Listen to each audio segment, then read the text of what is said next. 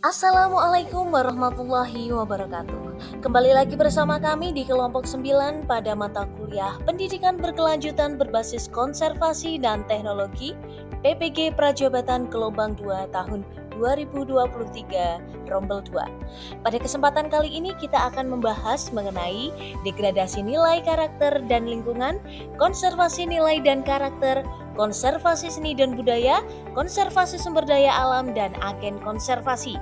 Apa saja yang akan kita bahas? Yuk disimak ya. Perkenalkan anggota kelompok 9, Muhammad Ijab Maulana, Irma Salsabila, Listi Yanti. Yang pertama, degradasi nilai, meliputi penurunan moral. Degradasi nilai terjadi ketika nilai-nilai moral atau etika dalam suatu masyarakat mengalami penurunan. Contohnya, hilangnya rasa hormat terhadap sesama, peningkatan tindakan korupsi, atau meningkatnya kecenderungan untuk memandang remeh prinsip-prinsip moral. Kemudian, perubahan budaya. Perubahan budaya yang cepat atau pengaruh globalisasi dapat menyebabkan pergeseran nilai-nilai tradisional menuju nilai-nilai yang lebih individualistik atau konsumtif. Kemudian, degradasi karakter. Kehilangan integritas. Degradasi karakter terjadi ketika integritas individu dan kelompok melemah.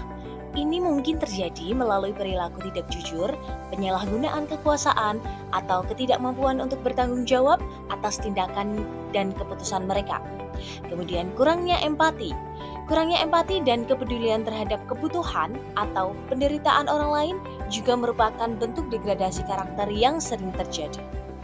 Yang ketiga yaitu degradasi lingkungan, meliputi kerusakan lingkungan fisik. Degradasi lingkungan mencakup kerusakan fisik pada lingkungan alam, seperti pencemaran udara, air, atau tanah, deforestasi, dan penurunan kualitas habitat hewan dan tumbuhan. Kemudian, kerugian keanekaragaman hayati.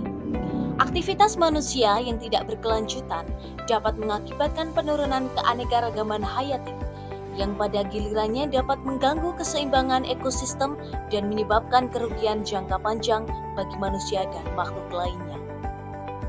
Dampak dan upaya penanggulangan. Yang pertama, dampak sosial dan ekologis.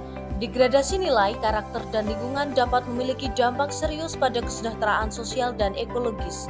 Hal ini dapat mengarah pada konflik sosial, ketidakstabilan ekonomi, dan ancaman terhadap kesehatan manusia dan keberlanjutan lingkungan. Yang kedua, pendidikan dan kesadaran.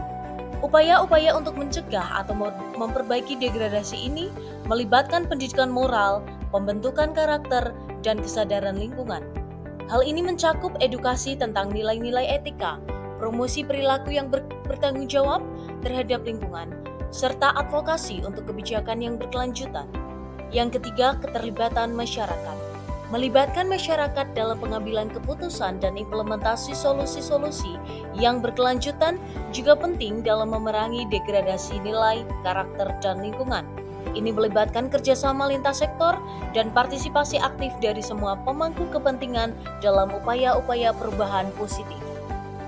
Yang berikutnya, konservasi nilai. Yang pertama, pemeliharaan nilai tradisional. Melibatkan upaya untuk menjaga dan melestarikan nilai-nilai yang telah dianut oleh masyarakat selama berabad-abad. Ini bisa termasuk nilai-nilai seperti kejujuran, keadilan, kesetiaan, dan empati yang telah menjadi bagian identitas budaya suatu bangsa. Yang kedua, pengembangan kesadaran nilai. Memperkenalkan dan memperkuat kesadaran akan pentingnya nilai-nilai moral dalam kehidupan sehari-hari. Ini dilakukan melalui pendidikan moral di sekolah, program pengembangan kepribadian, dan inisiatif sosial yang mempromosikan nilai-nilai positif. Yang ketiga, penghormatan terhadap keragaman nilai. Mengakui dan menghormati keragaman nilai-nilai yang ada di dalam masyarakat. Konservasi nilai juga melibatkan penghargaan terhadap perbedaan nilai dan kepercayaan, sambil mempromosikan kerjasama antar individu dan kelompok yang memiliki nilai-nilai yang berbeda. Yang keempat, promosi etika profesional. Mendukung praktik-praktik yang etis dalam berbagai profesi dan industri. Ini termasuk pengembangan kode etik, standar profesional, dan pelatihan yang bertujuan untuk memupuk integritas dan tanggung jawab dalam lingkungan kerja. Yang selanjutnya, konservasi karakter. Yang pertama, pembinaan kepribadian positif. Memfasilitasi pembentukan karakter yang kuat dan positif melalui pendidikan, pembinaan, dan mentorship. Ini melibatkan pengembangan sifat-sifat seperti kejujuran, integritas, ketekunan, kedisiplinan, dan empati. Yang kedua, penanaman nilai moral dalam pendidikan. Mendorong pendidikan yang mengintegrasikan nilai-nilai moral ke dalam kurikulum dengan fokus pada pengembangan karakter siswa. Sekolah dapat menjadi tempat yang penting untuk membangun sikap dan perilaku dan yang bertanggung jawab.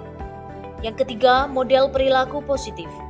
Memperkuat model peran yang baik dan perilaku positif dalam masyarakat, termasuk di keluarga, sekolah, tempat kerja, dan komunitas.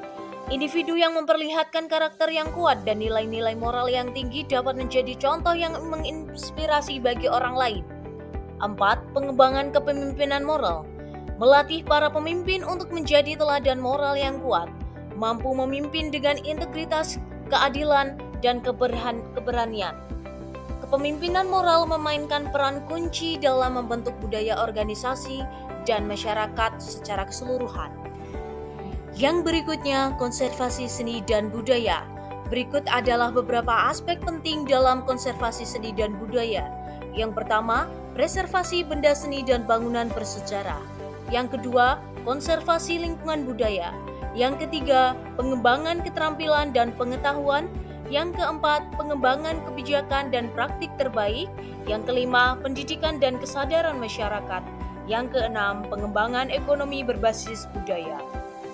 Yang selanjutnya yaitu konservasi sumber daya alam. Berikut adalah beberapa konsep dan prinsip terkait dengan konservasi sumber daya alam. Yang pertama, perlindungan lingkungan dan habitat alamiah. Yang kedua, pengelolaan sumber daya alam dengan bijak. Yang ketiga, pengendalian polusi dan degradasi lingkungan. Yang keempat, pendidikan dan kesadaran lingkungan. Dan yang kelima, kerjasama antar bangsa. Agen konservasi berupaya untuk mencapai tujuan-tujuan konservasi yang meliputi pelestarian keanekaragaman hayati, pemulihan habitat alami, pengendalian polusi, pengelolaan sumber daya alam secara berkelanjutan, dan mitigasi perubahan iklim.